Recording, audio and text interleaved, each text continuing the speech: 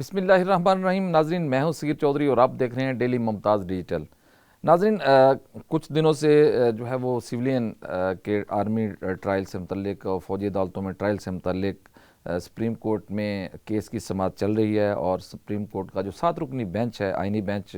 Justice امین الدین خان کی سربراہی میں وہ اس کی سماعت کر رہا ہے اور ڈے ٹو ڈے ہیئرنگ چل رہی ہے۔ آج بھی اس کی سماعت ہوئی، اور اس سے پہلے جو پچھلے ہفتہ گزرا ہے اس میں بھی مسلسل اس کی سماعت ہوتی رہی ہے، اور آئینی بینچ یہ کہہ چکا ہے وزارت دفاع کے جو وکیل ہیں خواجہ حارث کہ وہ اس کو انہی دنوں میں نمٹائیں گے، چونکہ آگے ملزمان نے اپیلیں بھی کرنی ہیں اور اس کیس کو جلد از جلد نمٹانا بہت ضروری ہے۔ اور اس حوالے سے مختلف ججز کے مختلف ریمارکس اس سماعت کے دوران آتے رہے ہیں، بڑے دلچسپ ریمارکس ہیں۔ اور پہلے تو کچھ ججز جو ہیں وہ فوجی عدالتوں کو لے کر کافی تنقید کا نشانہ بھی بنایا انہوں نے، اور ان کے ریمارکس سے یہ لگا کہ شاید فوجی عدالتوں میں سویلین کا ٹرائل جو ہے وہ نہیں ہو سکتا۔ ان کے یہ ریمارکس تھے، ابھی فیصلہ آنا باقی ہے۔ فیصلہ کیا آئے گا وہ تو جب ریمارکس دلائل کنکلوڈ ہوں گے تو اس کے بعد ہی دیکھا جائے گا کہ کیا فیصلہ آ سکتا ہے۔ اس میں باقاعدہ مختلف ججز کے جو ریمارکس ہیں وہ خواجہ حارث کے دلائل کے بعد دیے گئے۔ کچھ ریمارکس ایسے ہیں جو کہ کافی اس فیصلے میں امپورٹنس رکھتے ہیں، اور آگے جا کے جب فیصلہ ہوگا تو اس میں ان کی بڑی ایک حیثیت ہوگی فیصلے کے حوالے سے، وہ ہم آپ کو اس میں کچھ اس کا ذکر کر دیتے ہیں۔ اس حوالے سے جب سماعت شروع ہوئی تو اس میں پہلے تو جو آئینی بینچ تھا انہوں نے خواجہ حارث کو جو ہے وہ تنبیہ کی کہ آپ جو ہے وہ اس حوالے سے تھوڑا سا مختصر رکھیے گا کہ کون سے کیسز فوجی عدالتوں میں جا سکتے ہیں یا کون سے نہیں جا سکتے، اس کو بالکل شارٹ رکھیے گا، اور آج ہی اپنے دلائل آپ مکمل کریں یا کل تک اپنے دلائل کو جو ہے وہ کنکلوڈ کر لیں تاکہ فیصلہ جلدی ہو سکے۔ اس کے بعد انہوں نے یہ بھی کہا کہ جو ججز کے سوالات ہوں گے اس حوالے سے ان کو ہم آخر میں دیکھ لیں گے، تو آپ اپنے دلائل ہیں اس کو کنکلوڈ کریں، اور کل تک جو ہے وہ دلائل آپ کے کنکلوڈ ہونے چاہیے۔ اور اس کے بعد خواجہ حارث نے اپنے دلائل میں یہ کہا کہ جی سپریم کورٹ نے آرمی ایکٹ کی سیکشن 59(4) کو بھی کالعدم قرار دیا ہوا ہے۔ آرمی ایکٹ میں کئی جرائم کا ذکر بھی ہے، موجود ہے۔ یہ جسٹس جمال مندوخیل نے اس پہ ریمارکس دیے۔ اس کے بعد جسٹس جمال مندوخیل نے یہ بھی کہا کہ ایکٹ کے مطابق تمام جرائم کا اطلاق جو ہے وہ فوجی افسران پر ہوگا۔ یہ انہوں نے بڑا اہم نقطہ جو ہے وہ بیان کیا وہاں پر، اور جس پر خواجہ حارث نے کہا کہ آفیشل سیکرٹ ایکٹ کی دفعات 2D1 اور 2D2 کے تناظر میں آرمی ایکٹ دیکھا جائے گا۔ انہوں نے یہ دو آفیشل سیکرٹ ایکٹ کی جو دفعات تھیں ان کا تذکرہ کیا، اور اس میں انہوں نے کہا ہے کہ سویلینز کا ٹرائل آرمی ایکٹ کی سیکشن 331D کے تحت ہوتا ہے۔ اس میں انہوں نے جب ان سے پوچھا گیا تھا کہ کیا آرمی فوجی عدالتوں میں سویلین کا ٹرائل ہوتا ہے، تو انہوں نے اس سیکشن کا آرمی ایکٹ کی جو سیکشن ہے اس کا حوالہ دیتے ہوئے کہا کہ 31D کے تحت جو ہے وہ سویلین کا ٹرائل آرمی ایکٹ کے تحت فوجی عدالت میں ہو سکتا ہے۔ اور سیکشن 30 یہ جسٹس جمال مندوخیل صاحب ہیں، انہوں نے پھر اپنے ریمارکس دیے۔ انہوں نے کہا کہ سیکشن 31D جو ہے وہ تو فوجیوں کے فرائض کی انجام دہی سے روکنے اور اکسانے سے متعلق ہے۔ انہوں نے کہا کہ یہ پیورلی ایک فوجیوں کے حوالے سے یہ 31D جو ہے وہ اس کا اطلاق ہوتا ہے۔ اس کے بعد خواجہ حارث کا کہنا تھا کہ فوجی عدالتوں کو آئین نے بھی تسلیم کیا ہوا ہے، اور آئین میں ان کی ایک حیثیت ہے، اور جس پر جسٹس مندوخیل نے کہا کہ ایک بڑا انہوں نے دلچسپ جملہ بھی بولا، اور اس میں انہوں نے ایک حوالہ بھی دیا۔ انہوں نے کہا جی کہ نماز سے دور رہنے کا حکم ہے لیکن نشے کی حالت میں۔ یہ ان کا ایک جملہ تھا جو انہوں نے اس کے تناظر میں بولا جب انہوں نے کہا کہ فوجی عدالتوں کو آئین نے بھی تسلیم کیا ہوا ہے۔ اور اس کے بعد جسٹس جمال مندوخیل کا یہ بھی کہنا تھا کہ فوجی عدالتوں میں کیس کیسے جائے گا یہ دیکھنا ہے، کہ فوجی عدالت میں کیس جاتا کیسے ہے اس کو دیکھنا پڑے گا۔ اور جسٹس مسرت حلالی جو ہیں انہوں نے یہ کہا کہ آئین تو بہت سے ٹریبیونلز کی بھی توثیق کرتا ہے، کہ بہت سے ٹریبیونلز ایسے بھی ہیں جن کی آئین توثیق کرتا ہے، اور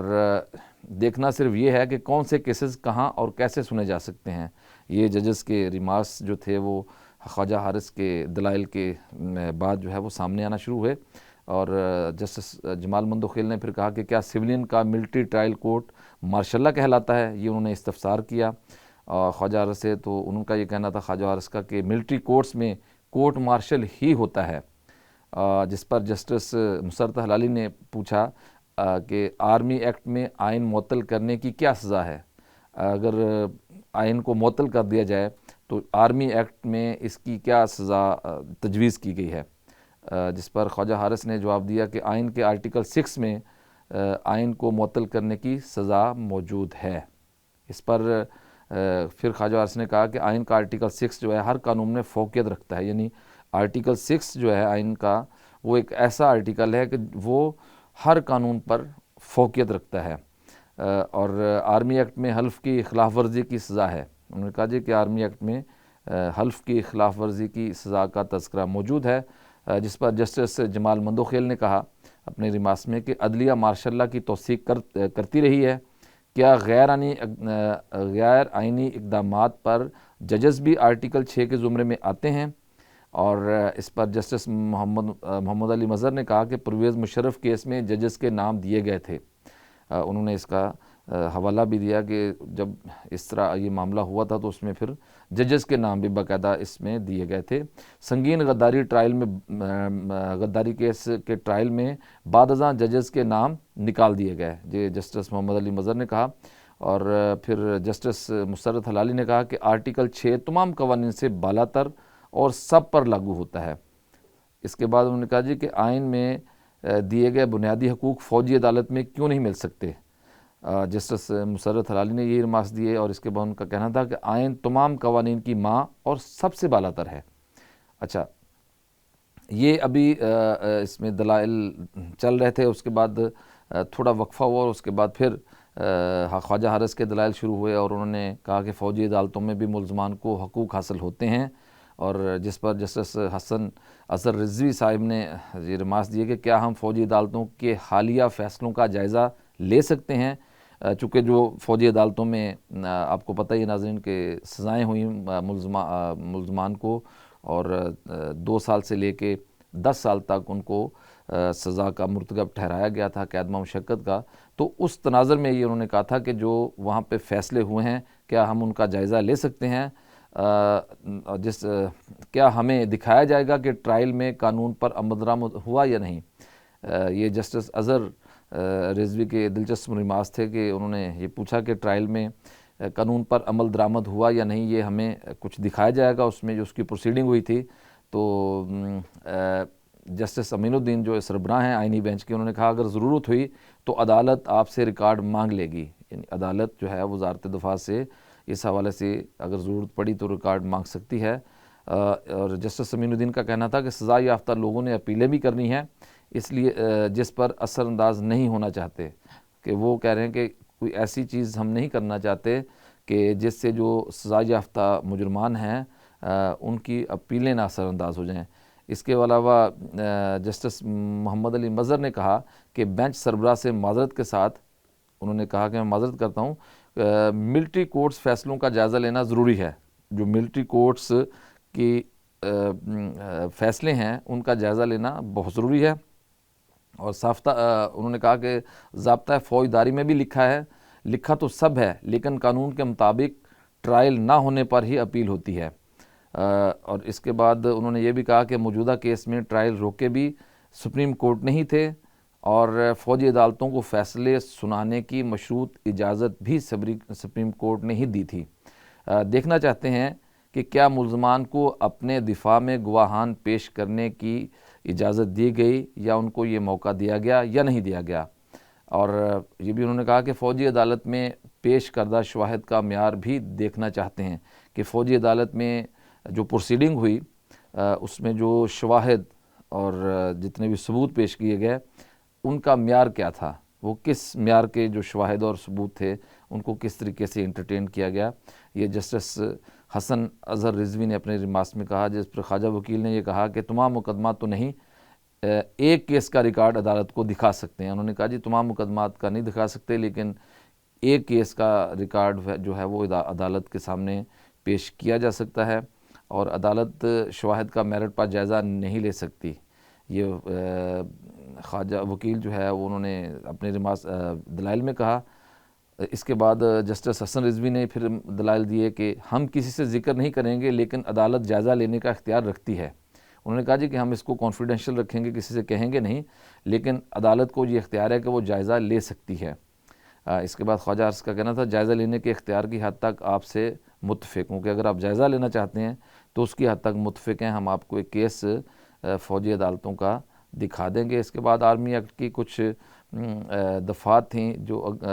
جسٹس حسن اظہر رضوی نے کہا کہ 2013 میں ان میں 2023 میں ان میں ترمیم کی گئی تھی اور موجودہ کیس میں واقعات مئی 2023 کو ہوئے، یہ جسٹس حسن اظہر رضوی نے کہا۔ اور پھر انہوں نے پوچھا کہ کیا بعد میں کی گئی ترامیم کو 9 مئی واقعات پر لاگو کیا جا سکتا ہے؟ 9 مئی کے ملزمان کا ٹرائل آرمی ایکٹ میں ترمیم کے تحت کیا گیا تھا، یہ جسٹس حسن اظہر رضوی نے کہا۔ ملزم وکیل بھی مقرر کرتا ہے، سماعتیں بھی ہوتی ہیں، خواجہ حارث کی جانب سے یہ کہا گیا، اور جس کے جواب میں یہ کہا گیا کہ کیس میں فیصلہ سنانے اور فیصلہ محدود کرنے کے حوالے سے بتایا جا چکا ہے کہ جو سارا اس کا پروسیجر ہے اس حوالے سے بالکل بتایا جا چکا ہے۔ اس کے بعد جسٹس محمد علی مظہر نے کہا کہ 2 فیصلوں میں فیئر ٹرائل کا بھی ذکر موجود ہے، گواہوں کی کلاس کیا رکھی گئی ہے، تاہم یہ دیکھنا چاہتے ہیں ہم لوگ۔ پھر اسی چیز کو دہرایا گیا کہ ہم دیکھنا چاہتے ہیں کہ وہاں پہ گواہوں کی کلاس کیا تھی، کیا سٹینڈرڈ تھا۔ جوائنٹ ٹرائل نہیں ہونا چاہیے تھا، یہی چیزیں آئیں گی۔ انہوں نے کہا کہ مشترکہ ٹرائل جو ہے وہ نہیں ہونا چاہیے تھا، یہ جسٹس محمد علی مظہر نے کہا۔ ان کا کہنا تھا کہ لکھا تو ہے لیکن عملی اصطلاح ہوئی ہے یا نہیں یہ دیکھنا ہے ہمیں۔ شروع دن سے یہ بات ان کو کہہ رہے ہیں کہ شروع دن سے ہی میرے ذہن میں ایک بات پھنسی ہوئی ہے کہ عام آدمی آرمی ڈسپلن میں آتا ہے یا نہیں آتا، یہ جسٹس جمال مندوخیل نے اپنے آخری ریمارکس میں کہا جو آج کی سماعت ہوئی تھی۔ تو اس کے بعد سماعت کل تک کے لیے ناظرین ملتوی کر دی گئی ہے اور خواجہ حارث کو آئینی بینچ نے یہ کہا ہے، ہدایت کی ہے کہ وہ اپنے جو ہیں دلائل وہ کل تک کنکلوڈ کر لیں تاکہ اس کے بعد آگے جو مجرمان کے وکیل ہیں اگر انہوں نے کوئی دلائل دینے ہیں اس کے بعد یا انہوں نے کوئی بات کرنی ہے تو وہ بھی کر لیں، چونکہ اس سے پہلے 2 مرتبہ جو مجرمان ہیں اس وقت لاہور کی جیلوں میں ان کے ریکارڈ سے متعلق رپورٹ پنجاب گورنمنٹ سے طلب کی گئی تھی اور اس وقت بھی کافی اس پہ برہمی کا اظہار ہوا، جو کہ اس میں یہ مجرمان کے جو ورثہ تھے انہوں نے یہ شکایت کی تھی کہ انہیں ملنے کا موقع نہیں دیا جاتا۔ یہ شکایتیں جو ہیں وہ چونکہ انٹرٹین وہاں پہ نہیں ہو رہی ہماری، تو جس پر عدالت نے یہ کہا تھا کہ ہم پھر جو وہاں کی اصلاحاتی کمیٹی ہے، جیل اصلاحاتی کمیٹی، اس سے بھی رپورٹ طلب کر سکتے ہیں۔ تو ناظرین یہ اس حوالے سے ایک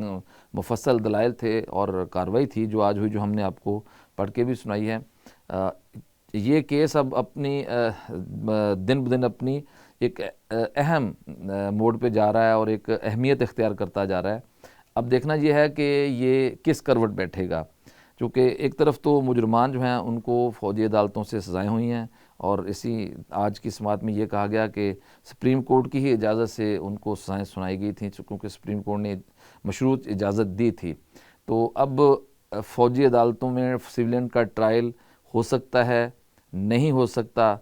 کیسے جو ہے وہ ٹرائل ہو سکتا ہے، اگر ہوگا تو اس کی ٹرمز اینڈ کنڈیشنز کیا ہوں گی، یہ ساری چیزیں اب کچھ دنوں میں پتہ چل جائیں گی۔ اور کہا یہ جا رہا ہے کہ جو یہ رواں ہفتہ ہے اسی میں ہی یہ جو فیصلہ ہے یہ آ جائے گا اور فوجی عدالتوں کا جو مستقبل کیا ہوگا اس حوالے سے آئینی بینچ اپنا فیصلہ سنا دے گا۔ تو ناظرین آپ کے ساتھ نئی اپڈیٹ جو بھی آئے گی وہ انشاءاللہ ضرور شیئر کریں گے۔ مجھے اجازت دیجیے، اللہ حافظ۔